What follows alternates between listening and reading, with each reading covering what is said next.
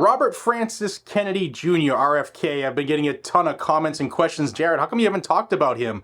He's for the Second Amendment. As a Democrat, he's saying all of the things that we wish Democrats would say. Well, the truth always comes out, and last night he kind of tipped his hat in a big way. And I think I just want to let everybody know, because I've pointed out inconsistencies with Republican candidates, and I just figured I'd give you a heads up on what a lot of Republicans are saying is I guess a better choice of a Democrat, if there was going to be one, when it comes to the Second Amendment. I want to thank the sponsor of the video, and that's Blackout Coffee. Guys and gals, you've heard me talk about it before. Blackout Coffee, we make the best coffee, teas, and hot chocolates in the land. If you don't believe me, just try some. And right now, our 4th of July, our Independence Day sale is going live. Head over to blackoutcoffee.com/GNG and use code 1776 to save 17.76% on your entire order, store-wide. Quick note, this does not apply to subscription services, but anything in the store, hats, mugs, shirts, coffee, tea, hot chocolate, you name it, you can save right now. blackoutcoffee.com/GNG. Also, a quick reminder, our investment round is still open. If you want to join the team and help us grow, link will be down below as well.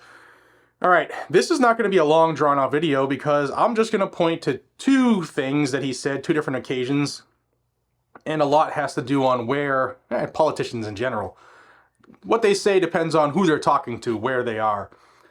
So in New Hampshire, the other day, or last week, RFK Jr., if you don't know who RFK Jr. is, Robert Francis Kennedy Jr., he's the son of Robert Francis Kennedy Sr., who was assassinated. He's also the nephew of John Fitzgerald Kennedy, the former president of the United States. All of these cats are from, Cape Cod in Massachusetts. We all know that President Kennedy was assassinated. And people want to know his stance on guns because he's running for the Democrat nomination for president of the United States. Let's go to what he was asked in New Hampshire, and we'll be right back. Kennedy believes a new approach is needed to end mass shootings and says the Second Amendment must be respected.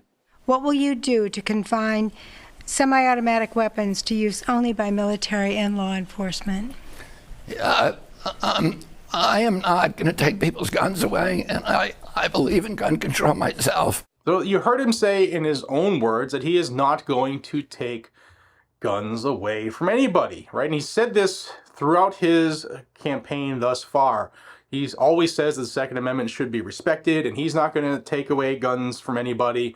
And that's had a lot of people who are saying, hey, Jared, have you checked out RFK Jr.? Yes, I have. I've been following him for a bit because he's tied into Massachusetts and the Kennedys. And the Kennedys, if you want to go down a really dark hole, look at some of the history of the Kennedys in politics and in life. But I just wanted you to see what he said last night, because while he starts out on that quick path, he ends with true colors. They came out. I'm not going to take anybody's guns away, but here it is. So on May 30th of 2020, I lost one of my best friends, Chris Beatty, to gun violence. And also being a founder and CEO of a tech company that keeps people safe during marketplace transactions, I want to know, how are you going to use the federal resources to slow and/or end the epidemic of gun violence in America? Yeah, thank you for that question.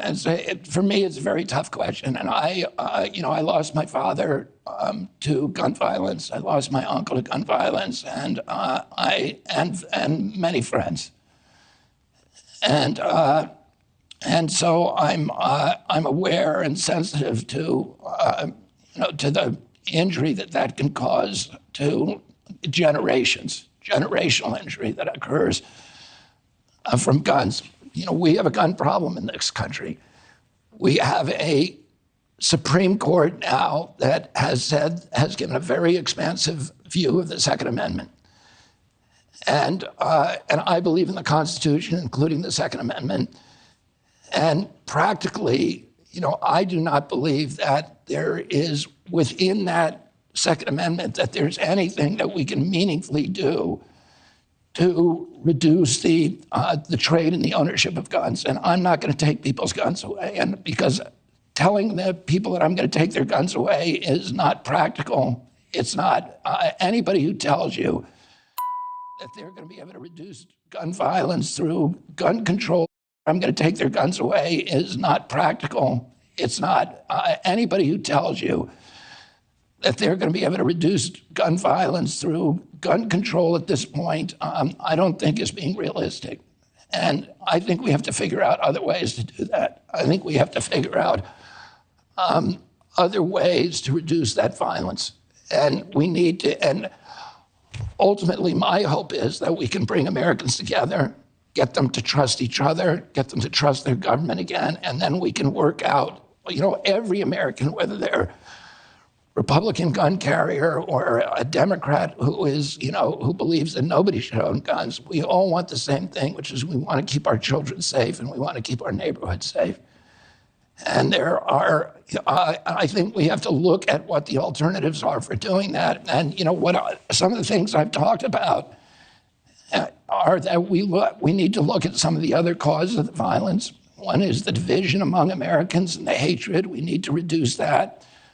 The distrust of government, we need to reduce that. We also need to look at the contribution, particularly with the school shootings, of some of these psychiatric drugs.